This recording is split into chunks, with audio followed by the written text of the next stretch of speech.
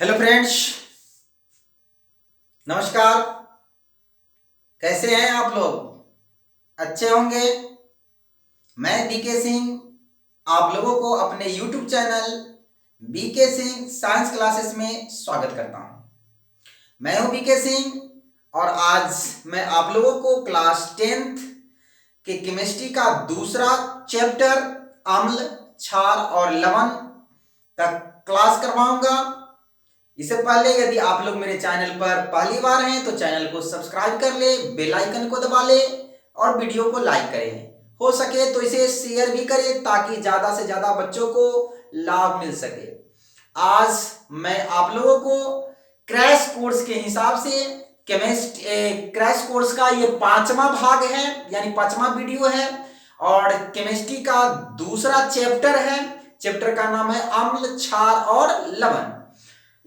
इसमें हम आप लोगों को महत्वपूर्ण क्वेश्चन बताऊंगा जो परीक्षा की दृष्टि से परीक्षा में पूछे जाते हैं। तो चलिए बिना देर किए हुए मैं शुरू करता हूं। अम्ल, क्षार और लवण। आप लोग भी कॉपी कलम किताब लेकर के तैयार हो जाएं। तो ये चैप्टर का नाम ही है अम्ल, क्षार और लवण। तो सबसे पहले हम जानेंगे कि अम्ल क्या होता है। एसिड, इसको अम्ल कहते हैं। तो अम्ल की परिभाषा होती है कि अम्ल वह पदार्थ है जो जलीय विलयन में हाइड्रोजन आयन देता है। लिख लेंगे आप लोग फिर से। अम्ल वह पदार्थ है जो जलीय विलयन में हाइड्रोजन आयन देता है।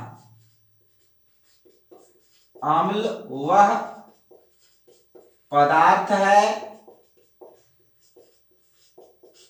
जो जलीय विलयन में हाइड्रोजन आयन, इसको पढ़ते हैं हाइड्रोजन आयन देता है यानी अम्ल कहलाता है।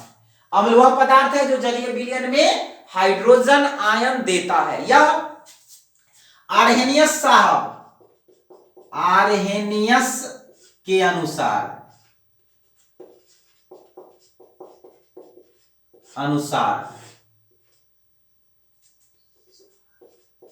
यह परिभाषा जो है आर्हेनियस के अनुसार है कि अम्ल वह पदार्थ है जो जलीय विलयन में हाइड्रोजन आयन प्रदान करता है। तो आप लिख लिए होंगे। चलिए इसका एक और परिभाषा है, अम्ल का एक और परिभाषा है। अम्ल वह पदार्थ है जिसमें एक जोड़ी प्रोटॉन त्यागने की क्षमता होती है। यह जो है ब्रांस्टेड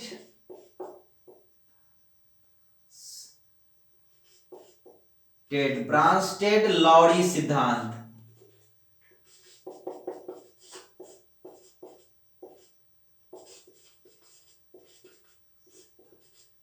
यानी ब्रांस्टेड लॉरी सिद्धांत के अनुसार अम्ल वह पदार्थ है जिसमें एक जोड़ी प्रोटॉन त्यागने की क्षमता होती है। इसका कुछ उदाहरण हम देते हैं। HCl यह अम्ल है।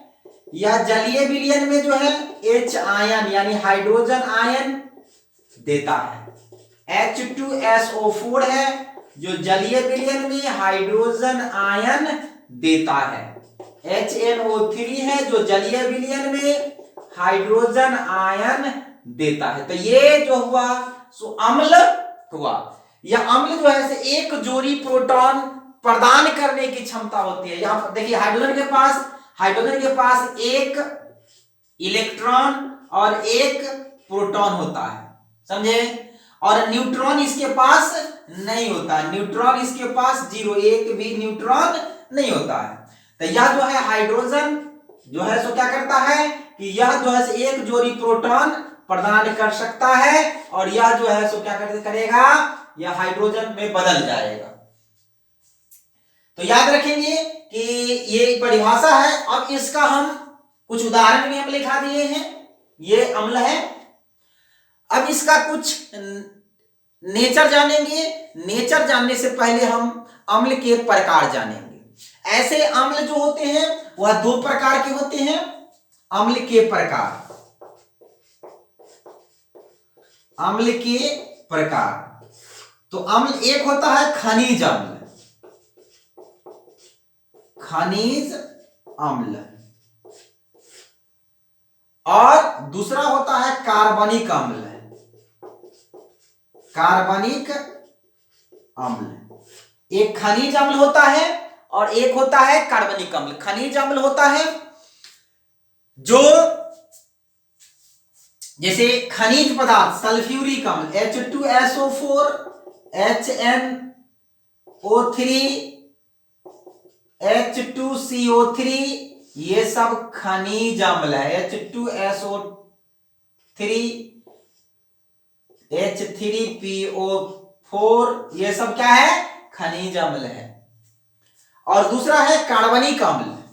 कार्बनिक अम्ल हुआ जो कार्बन के साथ अभिक्रिया करके अम्ल बनाएगा। ये फॉर्मिक अम्ल का, ये भी कार्बनिक अम्ल है। H2CO3 भी कार्बनिक अम्ल ही है। CH3COOH, ये सब क्या है? यूरिक, ये सब जो है सो क्या है? कार्बनिक अम्ल है। ब्यूटाइरिक अम्ल, साइट्रिक अम्ल, ये सब जो है वह क्या है? कार्बनिक अम्ल है। तो अम्ल जो होते हैं वह क्या होते हैं? दो प्रकार के। लेकिन अम्ल जो है कुछ यौगिक में कुछ तत्व उपस्थिति और अनुपस्थिति के आधार पर अम्ल को दो वर्गों में बांटा गया है। एक में हाइड्रा अम्ल, हाइड्रा अम्ल, और दो में ऑक्सी अम्ल, ऑक्सी अम्ल। तो हाइड्रा अम्ल उसे कहेंगे जिसमें केवल हाइड्रोजन प्रतिस्थाप्य रूप से विद्यमान होता है। फिर से मिलाएंगे हाइड्रा अम्ल, वैसा अम्ल जिसमें केवल हाइड्रोजन प्रतिस्थाप्य रूप से विद्यमान होता है उसे हाइड्रा अम्ल कहते हैं। जैसे यहां पर देखेंगे HCl, ये हाइड्रा अम्ल है। HBr हाइड्रा अम्ल है। HI हाइड्रा अम्ल है। HF हाइड्रा अम्ल है। H2S हाइड्रा अम्ल है। ये सब क्या है? ये सब हाइड्रा अम्ल है। इसका नाम हुआ हाइड्रोक्लोरिक अम्ल, हाइड्रोब्रोमिक अम्ल, hydrogen iodide, hydrogen fluoride, hydrogen sulphide, ये सब क्या है? हाइड्रा अम्ल है। इसको अगर तोड़ेंगे जैसे कि HBr, इसको अगर तोड़ते हैं या जल में घुलेगा H2O में तो ये H+ और Br-। अगर H2S को अगर तोड़ेंगे तो 2H+ और S-। तो इस प्रकार विभक्त हो जाएगा। अब देखिए अम्ल का सबसे प्रमुख अवयव हाइड्रोजन होता है। यह भी परीक्षा में पूछा जाता है कि अम्ल का सबसे प्रमुख एलिमेंट कौन है? तो वह हाइड्रोजन है। यानी हाइड्रोजन में अम्ल उपस्थित होता है मुख्य रूप से, और दूसरा भी होता है। अब देखिए ऑक्सी अम्ल, ऑक्सी अम्ल कह लेते हैं कि देखिए अम्ल में हाइड्रोजन तो होता ही है, लेकिन जब हाइड्रोजन के साथ साथ ऑक्सीजन भी मौजूद हो तो इस प्रकार के अम्ल को ऑक्सी अम्ल कहते हैं। तो दूसरा है ऑक्सी अम्ल, यानी इसका परिभाषा लिखेंगे कि जब हाइड्रोजन के साथ साथ ऑक्सीजन भी अम्ल में उपस्थित हो तो उसे ऑक्सी अम्ल कहते हैं। इसका एग्जांपल देखिए H2SO4, H2SO4 देखिए हाइड्रोजन तो है, ऑक्सीजन भी है। HNO3, H2CO3, HCOOH, CH3COOH, ये सब क्या है? ऑक्सी अम्ल है। तो हाइड्रोजन के साथ ऑक्सीजन भी इसमें उपस्थित है, तो इस प्रकार के अम्ल को ऑक्सी अम्ल कहते हैं। चलिए इसको आप उतारिए, इसके बाद हम इससे आगे का टॉपिक बताते हैं।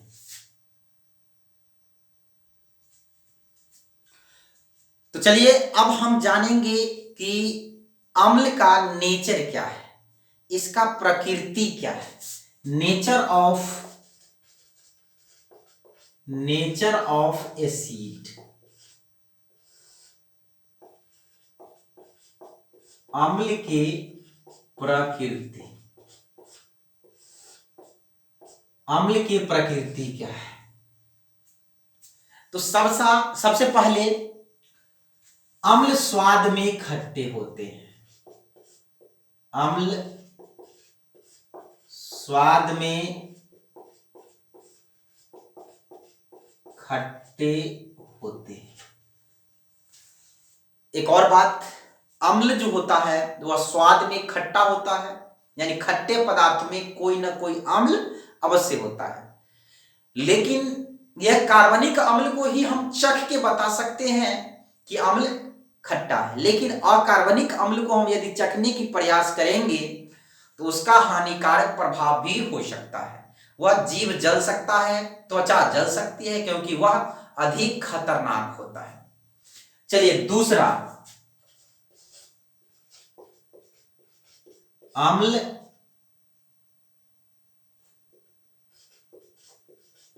नीला लिटमस पत्र को लाल कर देता है। ये इसका दूसरा कैरेक्टर है। तीसरा,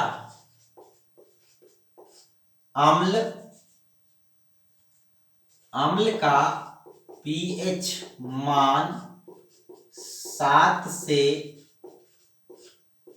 कम होता है। चौथा,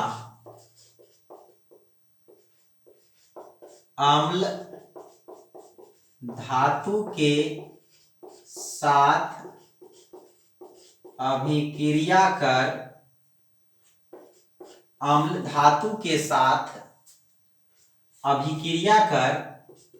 हाइड्रोजन गैस मुक्त करता है। यानी अम्ल जो होता है, यानी HCl, यदि इसकी अभिक्रिया हम पोटेशियम से करा दे तो यह जो है सो बन जाएगा KCl+H2, यानी हाइड्रोजन गैस मुक्त करेगा। पांचवा है, अम्ल क्षार को उदासीन कर देता है। अम्ल जो है, एसिड जो है, HCl जो है, वह NaOH को उदासीन लवण में बदल देता है। समझे?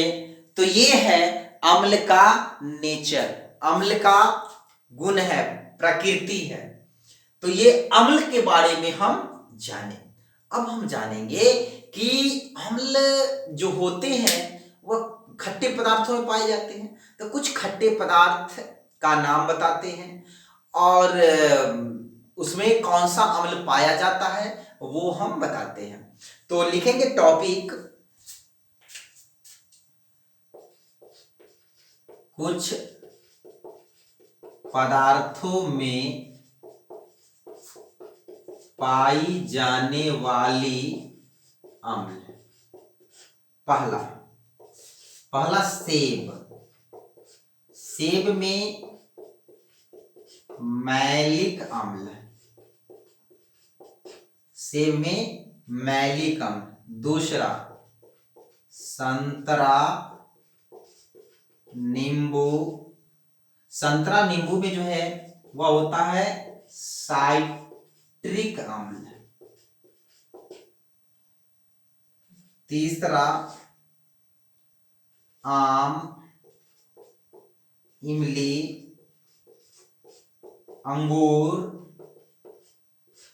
आम, इमली, अंगूर में होता है टार्टरिक अम्ल। उसके बाद चौथा, अमरूद, टमाटर, ये दोनों में होता है ऑक्सैलिक अम्ल। पांचवा, मूत्र यानी पेशाब, मूत्र में होता है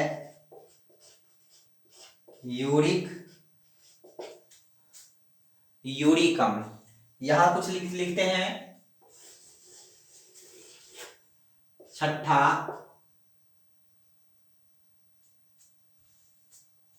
मूत्र हो गया। दही, दूध में होता है लैक्टिक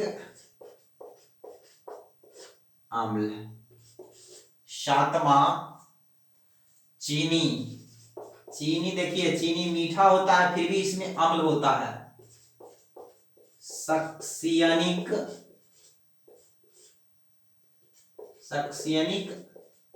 अम्ल। मक्खन में होता है ब्यूटायरिक अम्ल। नौवां, चींटी, मधुमक्खी के डंक में, मधुमक्खी के डंक में होता है फॉर्मिक अम्ल। उसके बाद 10वां, सिरका में होता है एसिटिक अम्ल। बैटरी एसिड जो होते हैं, बैटरी में होते हैं सल्फ्यूरिक अम्ल।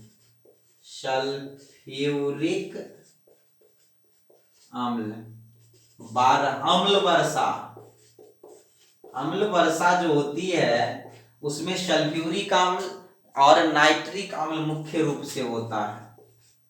सल्फ्यूरिक अम्ल और नाइट्रिक अम्ल।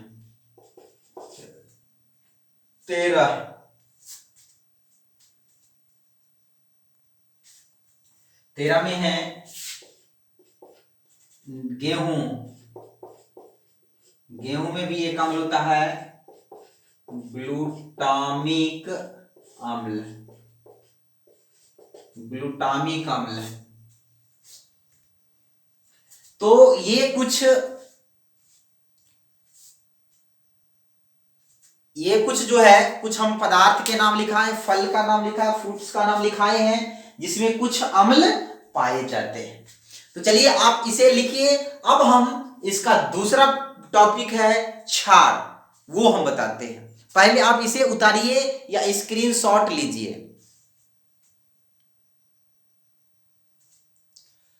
चलिए अब हम बताते हैं आप लोगों को।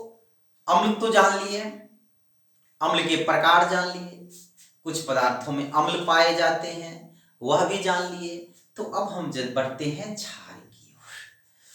तो क्षार, जिसको अंग्रेजी में कहते हैं बेस,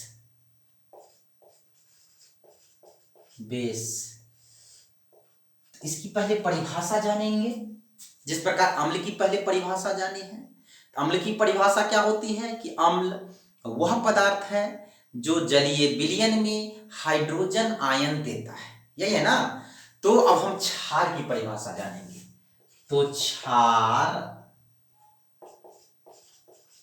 वह पदार्थ है जो जलीय विलयन में OH आयन, यानी इसको पढ़ते हैं हाइड्रोक्साइड आयन। इसको क्या पढ़ते हैं?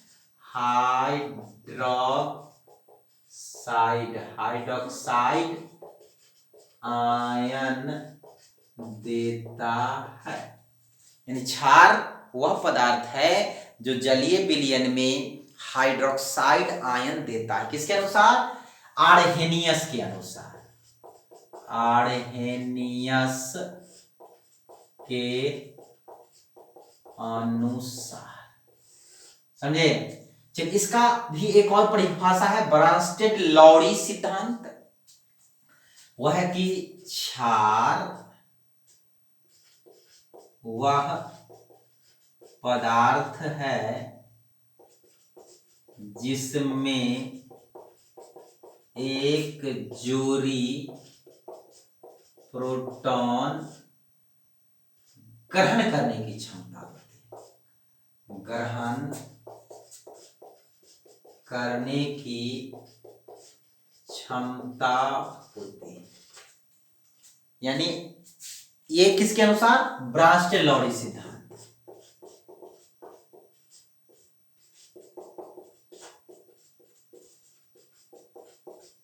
ब्रांस्टेड-लाउरी सिद्धांत याद रखेंगे। अम्ल वह पदार्थ है जो जलीय विलयन में हाइड्रोजन आयन देता है। क्षार वह पदार्थ है जो जलीय विलयन में हाइड्रोक्साइड आयन देता है, जैसे कि NaOH। यह जो है जल में खुलकर Na आयन और OH आयन यानी हाइड्रोक्साइड आयन देता है। CaOH का होल 2 यह जलीय विलयन में जो है यह क्या करेगा? कैल्शियम आयन और +2 हाइड्रोक्साइड आयन यानी OH आयन देता है। और यह माइनस है, इसका मतलब क्या है? इलेक्ट्रॉन है। और यह एक जोड़ा प्रोटॉन प्रदान कर लेगा, यानी ग्रहण कर लेगा, प्रदान नहीं करेगा, सॉरी, ग्रहण कर लेगा, तो यह क्या हो गया? उदासीन हो जाएगा। तो यानी क्षार में एक जोड़ी प्रोटॉन ग्रहण करने की क्षमता होती है और अम्ल में एक जोड़ी प्रोटॉन त्यागने की क्षमता होती है। तो ये आप समझ गए होंगे कि क्षार किसे कहते हैं, अम्ल किसे कहते हैं। ये दोनों की दो दो परिभाषाएं हैं। ये कुछ उदाहरण हम क्षार के लिखा देते हैं, यानी MgOH का होल ट्वाइस, AlOH का होल थ्राइस, BaOH का होल ट्वाइस, NH4OH, KOH, यानी OH लगा हुआ है तो वह किसकी निशानी है? कि वह क्षार ही होगा। तो ये क्षार समझ गए। अब हम जिस प्रकार यह क्षार का प्रकार भी होता है वो भी हम बताएंगे, दुर्बल क्षार और निर्बल क्षार। अम्ल भी होता है, दुर्बल अम्ल और प्रबल अम्ल, वह पहले हम क्षार पढ़ा लेते हैं। तो चलिए हम ये जान लिए, इसका नेचर जान लेते हैं। Nature of base, nature of base यानी क्षार की प्रकृति, क्षार की प्रकृति ये क्या होता है, इसका नेचर क्या होता है। तो बस अम्ल का जो नेचर होता है बस उसका अपोजिट करते जाइए। यदि आपको अम्ल का नेचर याद हो गया तो क्षार का भी नेचर याद हो जाएगा। तो सबसे पहला क्या है? अम्ल स्वाद में खट्टे होते हैं, तो ये जो लिखेंगे क्षार स्वाद में कड़वे होते हैं, कड़वे होते हैं। दूसरा, अम्ल जो होता है नीला लिटमस पत्र को लाल करता है, बस इसमें उल्टा कर दीजिए। क्षार लाल लिटमस पत्र को, क्षार लाल लिटमस पत्र को नीला कर देता है। तीसरा,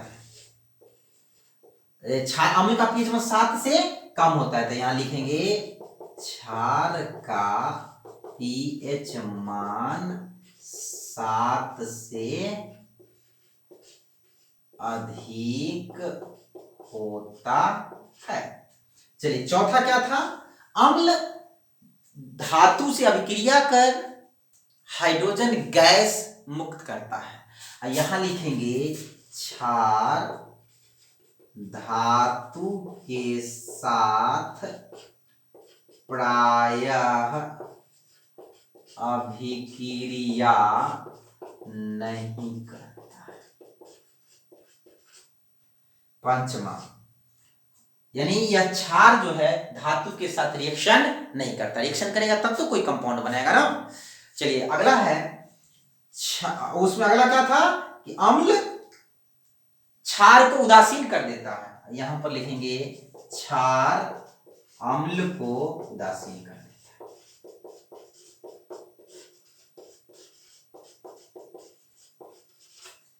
चलिए ये इसका नेचर हो गया। यहां पर देखिए क्षार NaOH या जो है क्या बनेगा H2SO4, ये अम्ल है, ये क्षार है, यह बन जाएगा Na2SO4 प्लस H2O, ये क्या हो गया उदासीन लवण बन गया।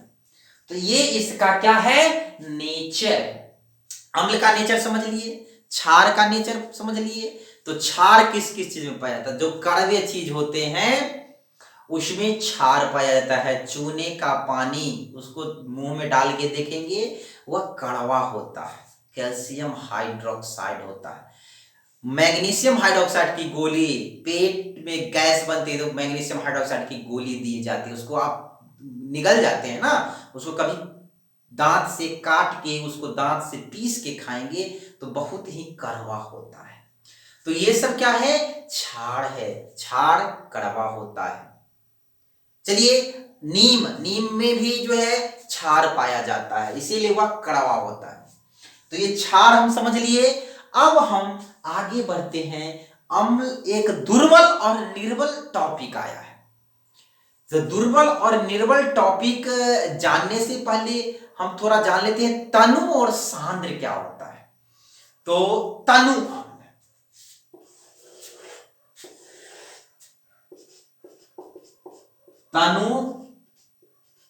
अम्ल और सांद्र अम्ल। चलिए पहले इसको मिटाते हैं उसके बाद लिखते हैं।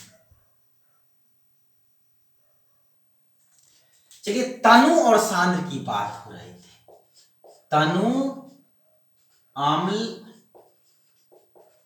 और सांद्र अम्ल। तनु का अंग्रेजी होता है aqueous. Aqueous acid and concentrate acid.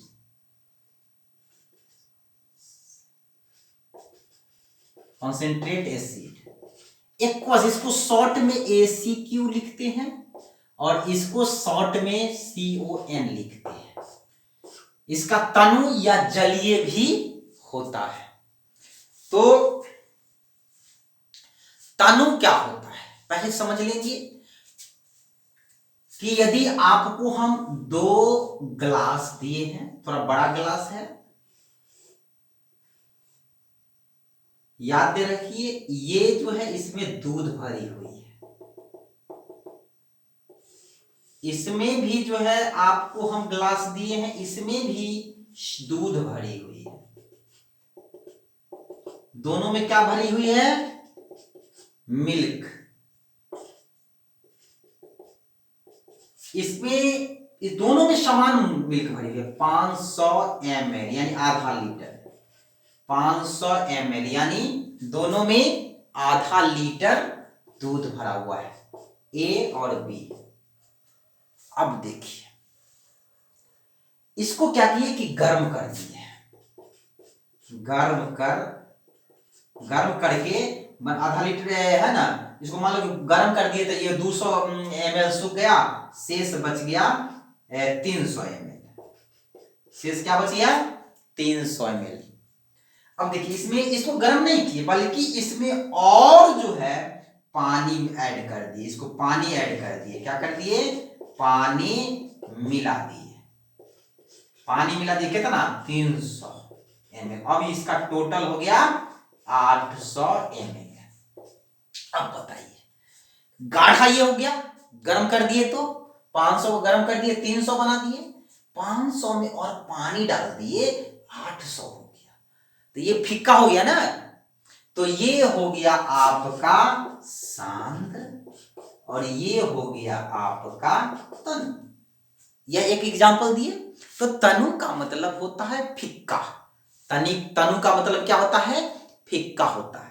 सांद्र का मतलब होता है गाढ़ा। सांद्र का मतलब क्या हो गया गाढ़ा। आइए समझ में। तो वही हुआ तनु अम्ल जो होते हैं वह उसमें पानी मिला देते हैं। असांद्र अम्ल जो होते हैं उसको पानी उसमें नहीं मिलाते हैं, वह एकदम शुद्ध अम्ल होता है। शुद्ध अम्ल जो होते हैं वह सांद्र होते हैं।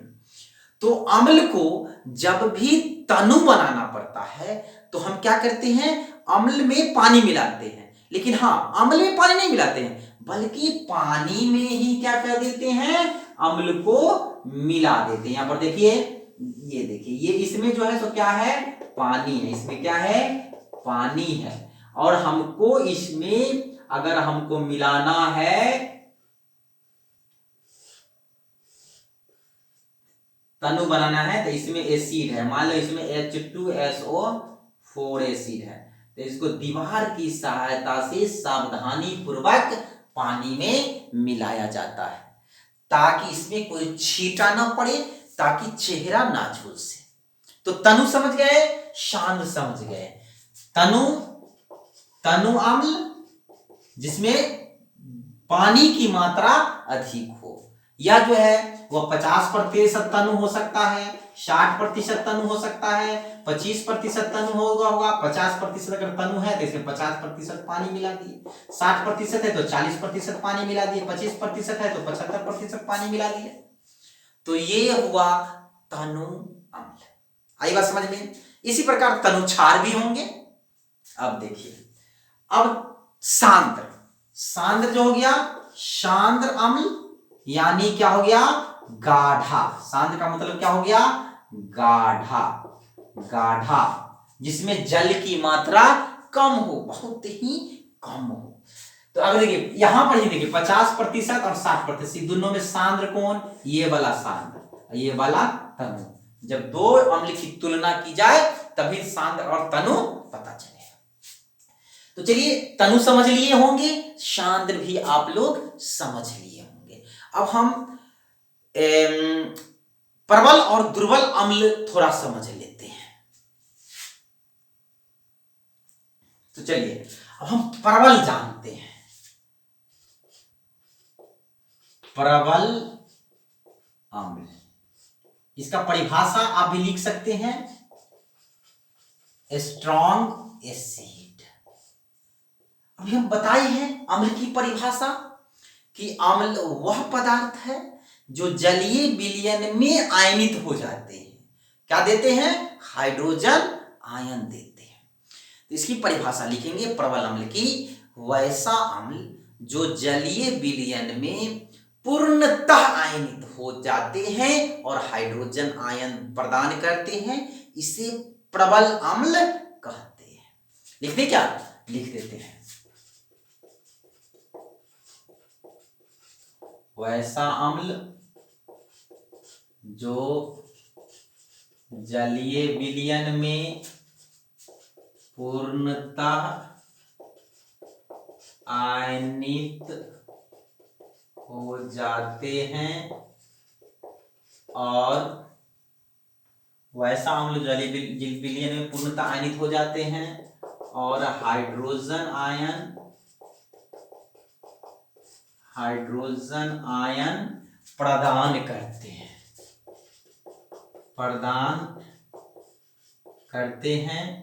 प्रबल अम्ल कहलाते हैं, प्रबल अम्ल कहलाते हैं। ये जैसे भी एग्जाम्पल में प्रबल अम्ल का उदाहरण देता हूं, जैसे H2SO4, HNO3, HCl, ये सब जो है यह प्रबल अम्ल है। यह अत्यंत खतरनाक होता है, यह अत्यंत खतरनाक होता है। यदि त्वचा पर पड़ जाए तो त्वचा को झुलसा देता है, समझे। इसीलिए इस अम्ल को प्रबल अम्ल कहा जाता है।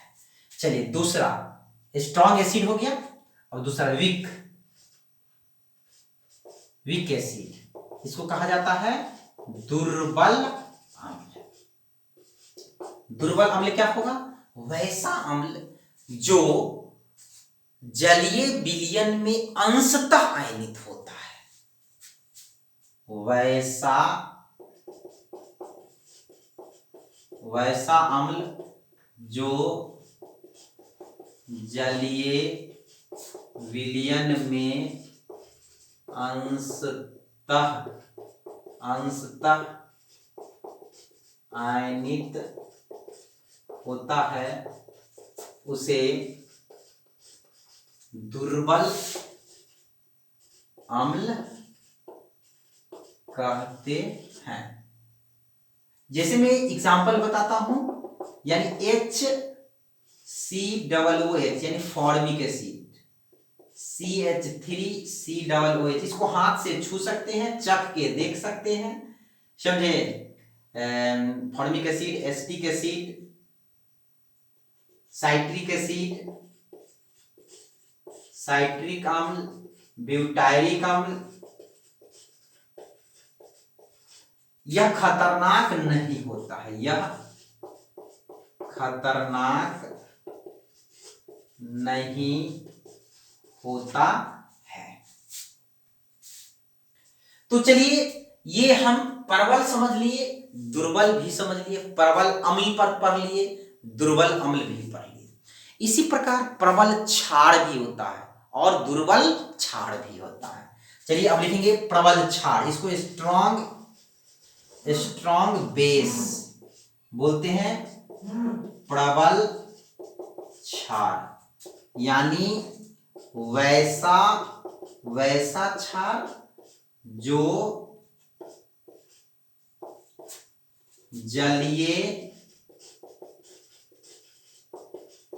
जलीय विलयन में पूर्णतः आयनित होकर हाइड्रोक्साइड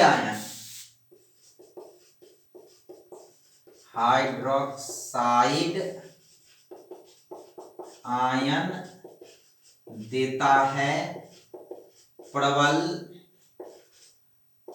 क्षार कहलाता है। यह भी खतरनाक होता है, खतरनाक होता है।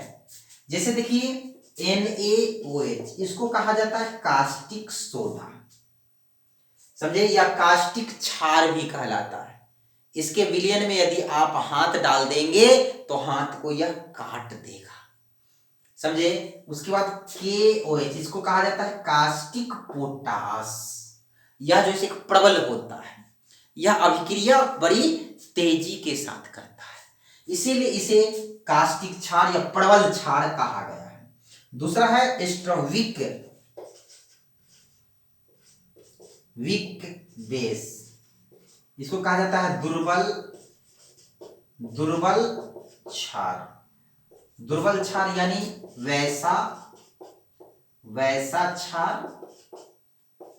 जो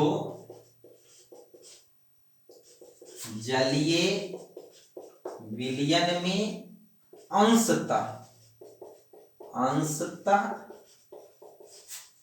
आयनित होकर OH आयन, यानी इसको पढ़ते हैं हाइड्रोक्साइड आयन देता है, उसे दुर्बल क्षार कहते हैं। यह खतरनाक नहीं होता है, समझे। जैसे मैं बताते हैं AlOH का होल थ्राइस, MgOH का होल ट्वाइस, ये सब दुर्बल है। CaOH का होल ट्वाइस, BaOH का होल ट्वाइस, ये सब क्या है, दुर्बल क्षार है। आप इसे हाथ से छू सकते हैं, पेट खराब होती है तो मैग्नीशियम हाइड्रोक्साइड की गोली देते हैं, इसको हम खा भी सकते हैं, खा भी लेते हैं, कुछ नहीं होता है। तो चलिए प्रबल समझ लिए, दुर्बल समझ लिए, प्रबल अम्ल, दुर्बल अम्ल, प्रबल क्षार, दुर्बल क्षार भी समझ लिए।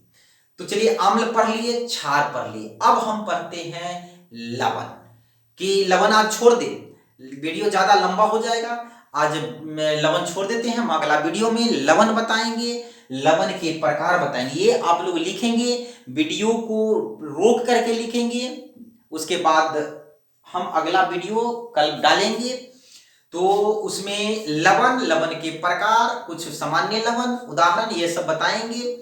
तो आप लोग इसे लिखेंगे, याद करेंगे, कोई प्रॉब्लम हो तो आप कमेंट में जरूर बताएंगे। तो आज मैं वीडियो को खत्म करूं, चलिए इजाजत हो तो मैं खत्म करना चाहूंगा। इससे पहले एक बार फिर याद दिलाना चाहता हूं कि यदि आप लोग मेरे चैनल पर पहली बार हैं तो चैनल को सब्सक्राइब कर लें, बेल आइकन को दबा लें। सफलता की 100% गारंटी है। परीक्षा में ही ये सब क्वेश्चन आएंगे, परीक्षा की दृष्टिकोण से ही यह तैयार करवाई जाती है। तो चलिए आज वीडियो समाप्त करते हैं। शुभ रात्रि, जय हिंद, स्वस्थ रहें, मस्त रहें।